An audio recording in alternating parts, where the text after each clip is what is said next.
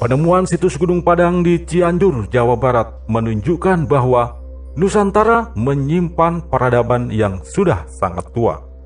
Tak kalah tua dengan peradaban bangsa Maya, bangsa Mesopotamia, dan bangsa Mesir yang selama ini dipandang sebagai pusat-pusat peradaban kuno. Keberadaan situs Gunung Padang sudah dilaporkan oleh seorang geolog asal Belanda, Roger Marius Verbeek, pada tahun 1891. Juga oleh sejarawan asal Belanda, Johannes Krom, pada tahun 1914. Laporan-laporan mereka dimuat pada jurnal Kepurbakalaan Hindia Belanda kala itu. Penelitian lanjutan terhadap temuan situs ini baru dimulai lagi pada tahun 1979 dan masih berlangsung hingga kini.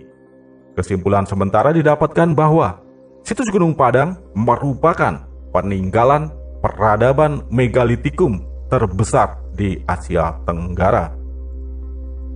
Peradaban dari zaman batu yang ditemukan pada situs ini memang mencengangkan. Untuk membangun situs ini diperlukan waktu yang tidak singkat serta memerlukan tenaga manusia yang tidak sedikit. Hal ini menunjukkan pada era itu telah ada sistem pengorganisasian massa, bahkan mungkin juga pemerintahan yang mampu mengorganisir banyak orang secara berkelanjutan.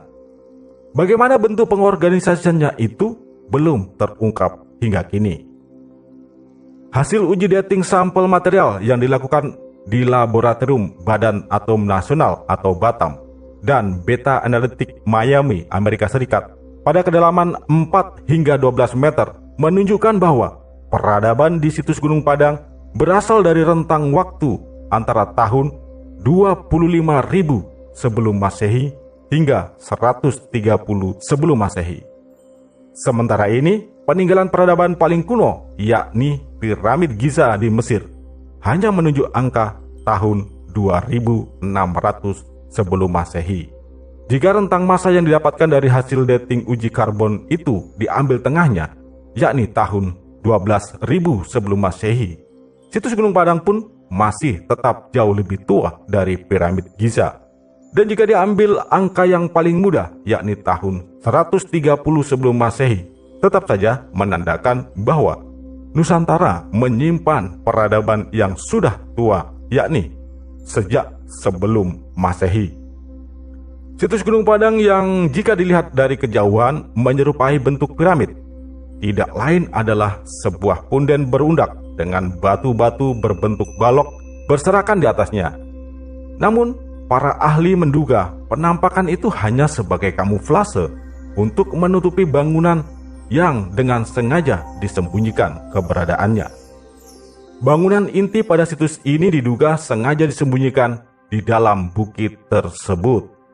Para peneliti menduga jika dilakukan penggalian pada bukit yang berbentuk piramid itu, akan ditemukan sebuah bangunan yang besarnya bisa jadi 3 kali lebih besar daripada Candi Borobudur. Bangunan yang terpendam di dalam bukit itu kemungkinan berupa tempat pemujaan keagamaan, atau bisa juga sebuah istana kerajaan pada masa lalu. Situs Gunung Padang hingga kini memang masih berselimut misteri.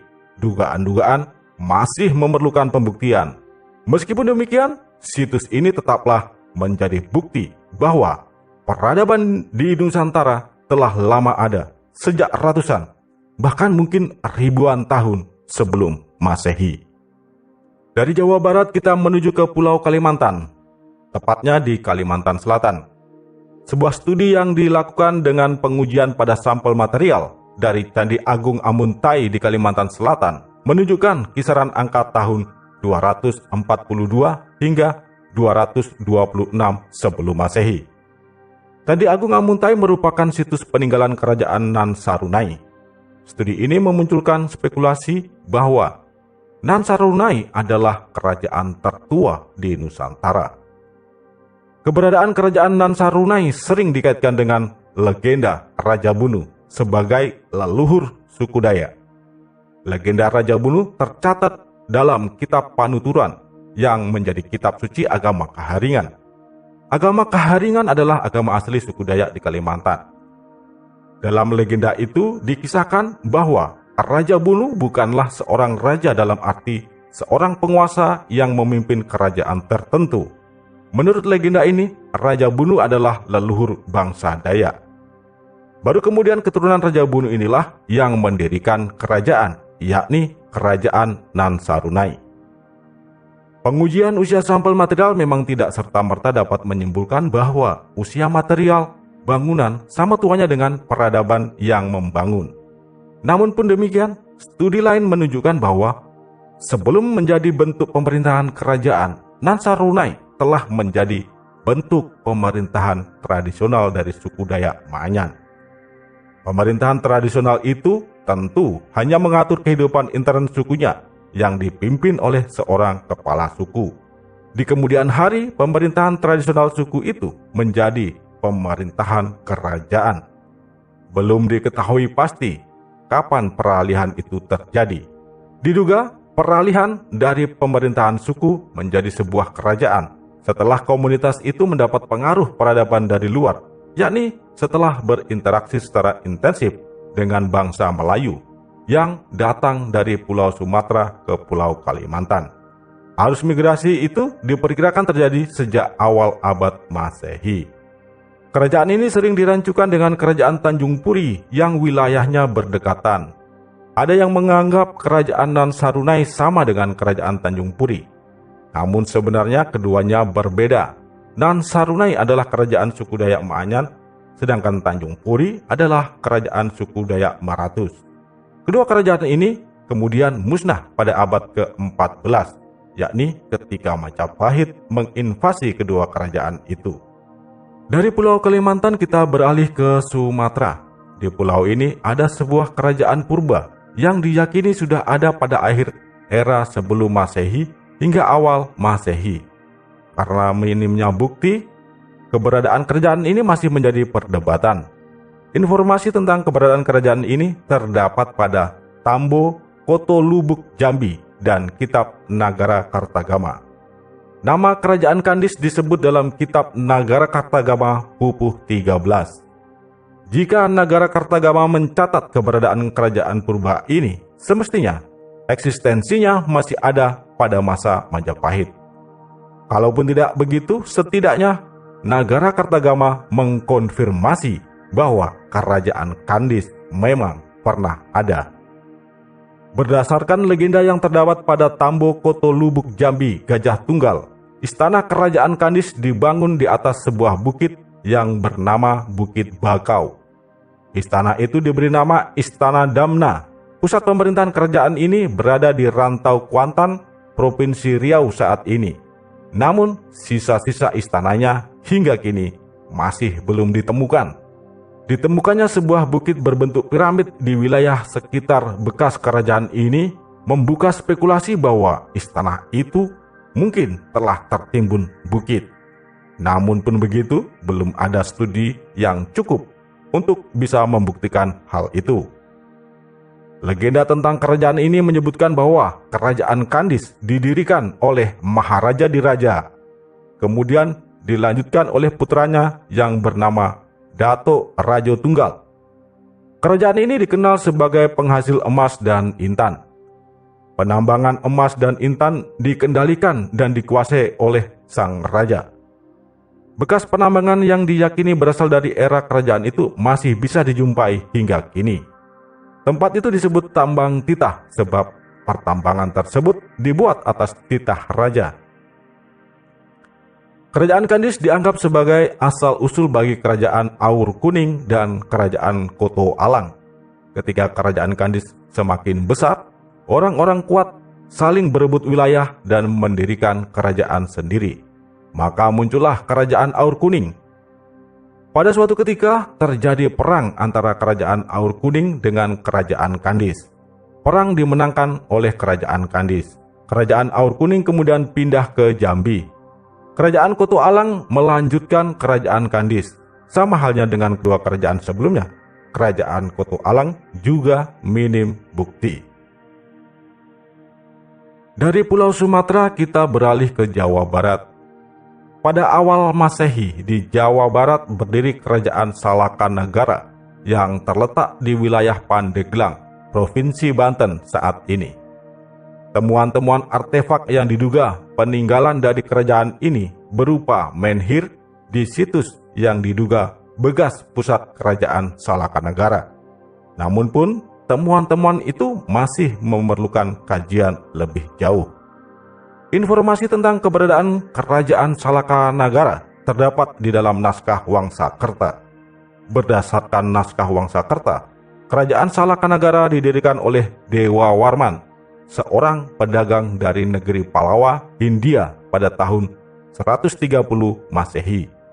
Disebutkan bahwa kerajaan ini berpusat di Rajatapura.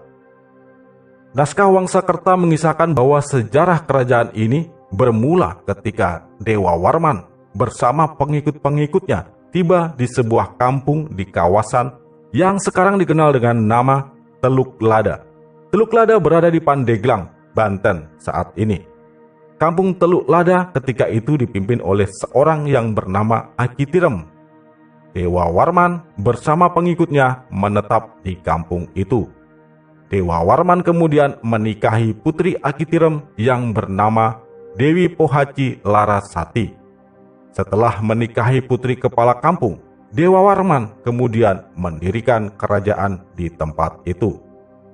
Kerajaannya itu diberi nama Salakanagara.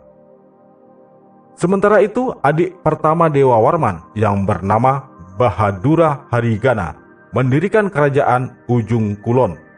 Sedangkan adik keduanya yang bernama Sweta Liman Sakti mendirikan kerajaan Tanjung Kidul. Kerajaan Ujung Kulon dan kerajaan Tanjung Kidul menjadi bawahan Salakanagara.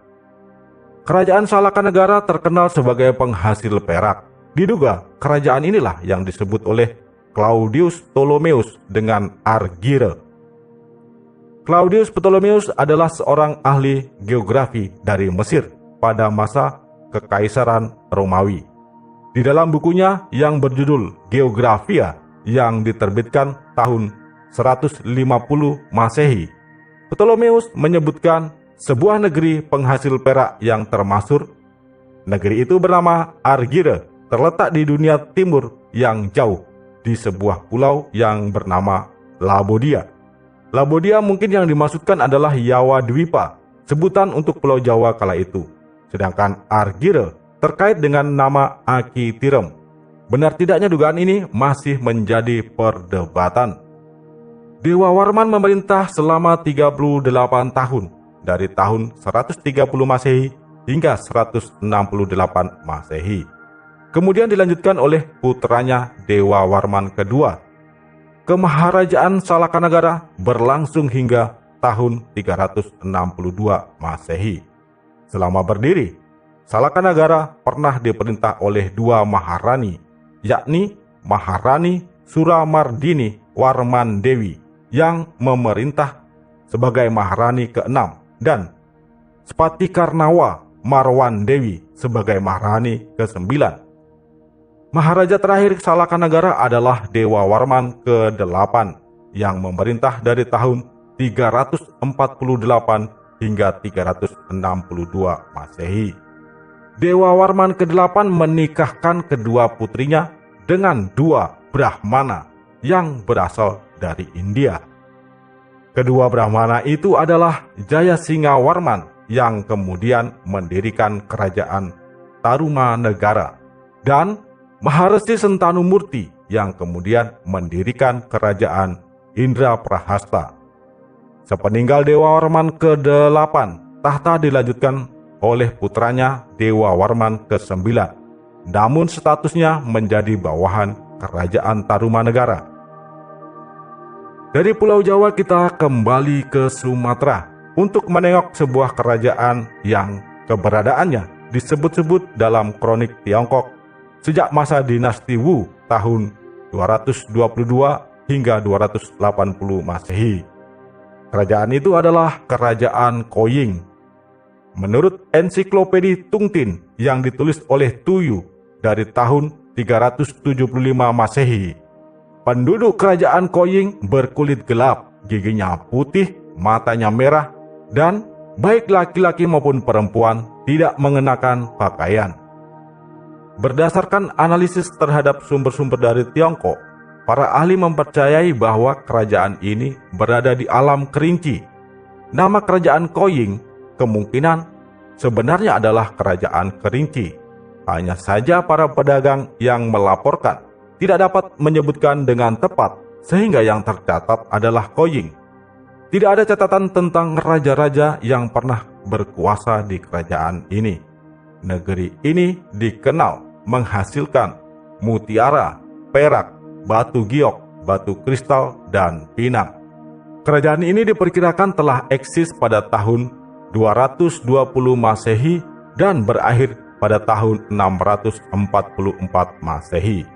Keberadaannya dilanjutkan oleh Kerajaan Kandali atau Kantoli. Dari Pulau Sumatera kita ke Pulau Kalimantan untuk melihat apa yang terjadi di pulau itu pada abad keempat. Di pulau itu pada tahun 350 Masehi berdiri Kerajaan Kutai Martadipura. Eksistensi kerajaan ini dibuktikan dengan penemuan prasasti-prasasti dalam bentuk yupa.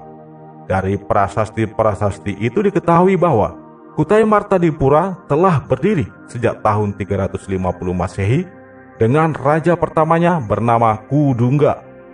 Kudungga awalnya adalah seorang kepala suku, namun setelah berinteraksi dengan pendatang dari India, kemudian memeluk Hindu dan membentuk struktur pemerintahan berupa kerajaan. Raja Kudungga memerintah selama 25 tahun dari tahun 350 hingga tahun 375 Masehi. Kemudian digantikan oleh putranya bernama Aswawarman. Aswawarman memerintah selama 25 tahun dari tahun 375 hingga tahun 400 Masehi.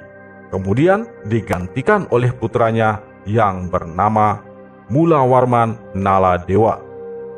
Mulawarman Naladewa memerintah selama 46 tahun, yakni dari tahun 400 hingga tahun 446 Masehi. Dari prasasti-prasasti yang ditemukan, diketahui bahwa raja ketiga bernama Mulawarman Naladewa menyumbangkan 20.000 ekor sapi kepada para Brahmana dan sering mengadakan kenduri besar untuk rakyatnya. Berita dari prasasti itu menunjukkan bahwa rakyat di kerajaan ini hidup aman dan makmur karena diperintah oleh raja yang cakap, bijaksana, dan dermawan. Catatan tentang silsilah raja-raja Kutai Hindu ini tidak lagi ditemukan setelah era Mulawarman. Namun, kerajaan ini bertahan sampai tahun 1605 dengan raja terakhirnya Derma Satya. Kutai Martadipura berakhir setelah kalah dalam peperangan melawan kerajaan Kertanegara. Kerajaan Kutai Martadipura kemudian digantikan oleh Kutai Kartanegara yang bercorak Islam. Dari Pulau Kalimantan kita kembali ke Pulau Jawa. Pada masa yang hampir bersamaan dengan berdirinya Kerajaan Kutai Martadipura, di tataran Sunda muncul kerajaan baru bernama Tarumanagara. Keberadaan Kerajaan Tarumanagara didukung oleh informasi dari prasasti-prasasti yang ditemukan yang berasal dari masa itu. Catatan-catatan Tiongkok dan naskah Wangsakerta juga memberikan informasi bagi keberadaan kerajaan ini. Kerajaan Tarumanagara didirikan oleh seorang Brahmana yang berasal dari India bernama Raja Resi Jayasinghawarman pada tahun 358 Masehi. Jayasinghawarman mengunjungi Salakanegara, kemudian menikah dengan putri Raja Dewa Warman ke-8. Setelah menikahi putri Dewa Warman ke-8, Jayasinghawarman mendirikan Tarumanegara. Sejak berdirinya Tarumanegara, Salakanegara menjadi bawahan dari kerajaan itu. Raja Resi Jayasinghawarman memerintah selama 24 tahun dari tahun 358 hingga tahun 382 Masehi. Kemudian dilanjutkan oleh putranya bernama Raja Resi Dharmayawarman sebagai raja kedua. Raja Resi Dharmayawarman memerintah selama 13 tahun dari tahun 382 hingga tahun 395 Masehi. Kemudian dilanjutkan oleh putranya bernama Purnawarman sebagai raja ketiga. Raja Resi Purnawarman memerintah selama 39 tahun, dari tahun 395 hingga tahun 434 Masehi. Masa keemasan Tarumanegara terjadi pada masa pemerintahan Purnawarman. Pada prasasti Tugu dituliskan bahwa Purnawarman menggali parit untuk menghindari banjir sekaligus untuk mengairi pertanian. Dari naskah Wangsakerta diketahui bahwa Purnawarman naik tahta 2 tahun sebelum ayahnya, Raja Resi Darmayawarman, meninggal. Darmayawarman menyerahkan tahta kepada Purnawarman, kemudian bertapa sampai akhir hayatnya. Sebagai putra seorang Raja Resi, Purnawarman terkenal menguasai berbagai macam ilmu, baik ilmu keagamaan, ilmu kemiliteran, maupun ilmu pemerintahan. Di medan perang, tidak ada lawan yang mampu melukai tubuhnya, sebab dia menggunakan baju sirah yang terbuat dari besi. Purnawarman menaklukkan seluruh wilayah Jawa Barat hingga Purwalingga atau Purbalingga saat ini. Batas wilayah kekuasaan Purnawarman dengan kerajaan Kalingga di Jawa Tengah adalah Kali Brebes. Batas ini kemudian secara tradisional dianggap sebagai batas antara tanah Sunda dengan tanah Jawa. Ketika Purnawarman memerintah, dia mendirikan ibu kota kerajaan baru pada tahun 397 yang terletak di dekat pantai yang dinamai Sundapura. Dari nama kota yang dibangun Purnawarman itulah kemudian rakyatnya disebut sebagai orang-orang Sunda. Nah, sekarang kita tahu bagaimana awalnya orang-orang Sunda bukan lagi disebut sebagai orang Jawa. Dan kita tahu bagaimana ceritanya kemudian hari muncul anggapan bahwa darah Sunda lebih tua dari darah Jawa. Sebab kerajaan-kerajaan di Pulau Jawa muncul dari barat, kemudian bergerak ke timur hingga ke Pulau Bali. Pada masa pemerintahan Raja ke-7, Suryawarman, Tarumanegara dipecah menjadi 2 setelah ia menikahkan putrinya dengan seorang Brahmana yang datang dari Jawa Timur. Brahmana itu bernama Maharesi Manikmaya yang mendirikan kerajaan Kendan di sekitar Nagrek saat ini. Suryawarman memerintah selama 26 tahun, yakni tahun 535 hingga tahun 561. Kemudian digantikan oleh putranya Kertawarman sebagai raja ke-8. Kertawarman memerintah selama 67 tahun, yakni dari tahun 561 hingga tahun 628. Menurut naskah Wangsakerta, Kertawarman menikahi seorang dari kalangan Sudra tetapi tidak memiliki keturunan sehingga tahta diserahkan kepada adiknya Sudawarman sebagai raja ke-9. Sudawarman memerintah selama 11 tahun, yakni dari tahun 628 hingga tahun 639. Sudawarman menikah dengan seorang putri dari kerajaan Palawa di India. Dari perkawinan itu, Sudawarman mempunyai seorang putra yang bernama Hariwangsawarman Dewamurti. Hariwangsawarman Dewamurti mewarisi tata ayahnya sebagai raja ke-10. Namun, memerintah hanya 1 tahun karena ia mati terbunuh oleh Brajagiri, anak angkat Kertawarman, raja ke-8. Brajagiri membunuh Hariwangsawarman karena raja itu memerintah dengan sangat kejam dan telah mempermalukan dan menghina dirinya. Brajagiri sendiri kemudian mati di tangan Nagajayawarman yang adalah menantu Hariwangsawarman. Nagajayawarman naik tahta sebagai raja ke-11 berkuasa selama 26 tahun, yakni dari tahun 640 hingga tahun 666 Masehi. Kemudian dilanjutkan oleh putranya Linggawarman sebagai raja ke-12. Linggawarman adalah raja terakhir Tarumanegara yang memerintah hanya 3 tahun, yakni dari tahun 666 hingga 669. Linggawarman menikahi putri dari kerajaan Indraprasta. Putri itu bernama Dewi Ganggasari.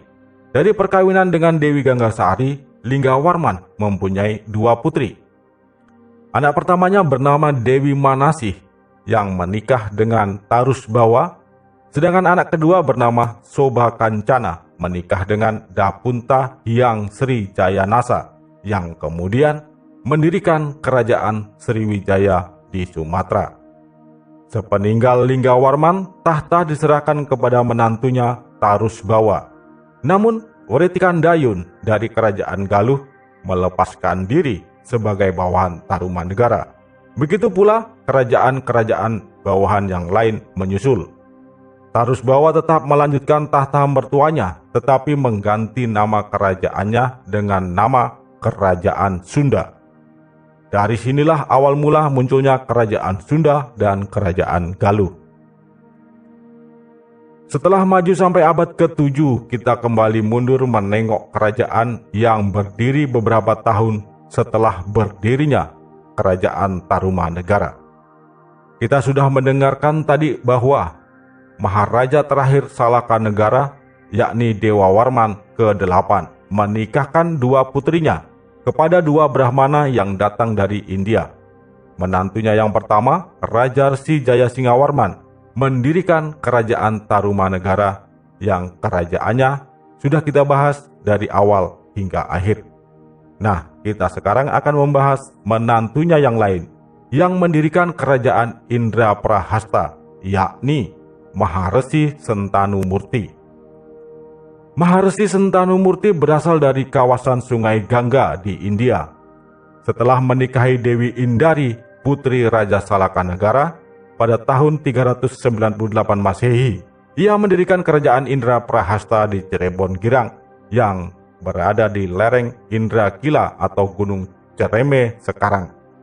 Informasi tentang Maharesi Sentanumurti dari Kerajaan Indraprahasta ditemukan dalam naskah Wangsakerta. Maharesi Sentanumurti menjadi raja pertama Indraprahasta dengan gelar Prabusi Indraswara Salaka Kreta Buwana yang memerintah selama 22 tahun dari tahun 398 hingga tahun 432 Masehi. Seperti sudah kita ketahui, pada tahun-tahun itu di Kerajaan Tarumanegara memerintah raja ketiga bernama Purnawarman yang adalah seorang maharaja maharesi yang sangat kuat kekuasaannya. Awalnya kerajaan ini berdiri sendiri, namun pada akhirnya tunduk pada Tarumanegara. Maharesi Sentanumurti memiliki putra bernama Jayasatyanagara. Jayasatyanagara dinobatkan di Keraton Tarumanegara sebagai raja kedua Indraprahasta di bawah kemaharajaan Tarumanegara. Jayatanagara memerintah selama 23 tahun, yakni dari tahun 432 hingga tahun 454 Masehi. Dengan permaisurinya yang berasal dari kerajaan Malabar di India, Jayatanegara mempunyai anak bernama Wiryabanyu yang menjadi raja ketiga.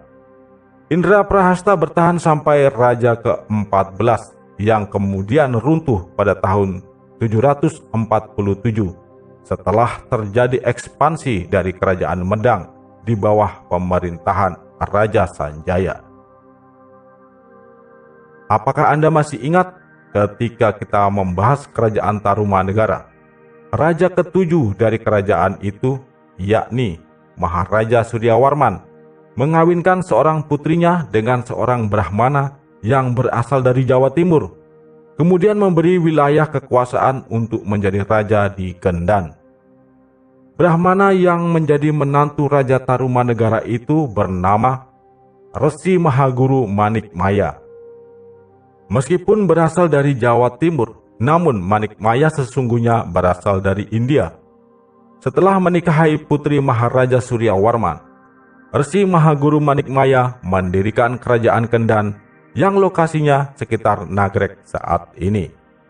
Kerajaan Kendan berdiri pada tahun 536 Masehi dengan raja pertamanya Maharesi Manikmaya.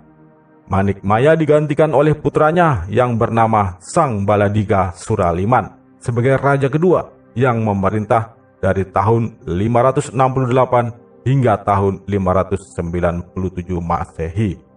Sebagai anak Maharesi Sang Baladiga Suraliman, menguasai banyak ilmu dan piawai dalam ilmu perang.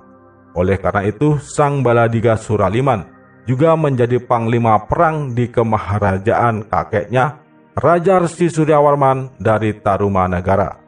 Sang Baladika Suraliman menikahi seorang putri dari kerajaan Kutai Martadipura, keturunan Raja Mulawarman bernama Dewi Mutiasari. Dari perkawinan itu, Sang Baladika Suraliman mempunyai putra bernama Sang Kandiawan melanjutkan tahta sebagai raja ketiga. Sang Kandiaman memerintah dari tahun 597 hingga tahun 612 Masehi dengan gelar Raja Resi Dewa Raja, yang kemudian memindahkan pusat pemerintahannya dari Kendan ke Medang Jati atau Sumedang saat ini. Setelah memerintah selama 15 tahun, Raja Resi Dewa Raja menyerahkan tahta Kendan kepada putranya yang bernama Wreti Kandayun, kemudian memilih menjadi pertapa sampai akhir hayatnya. Wreti Kandayun melanjutkan tahta ayahnya sebagai raja keempat, namun ia memindahkan kerajaan dari Kendan ke Galuh, yang kemudian menjadi cikal bakal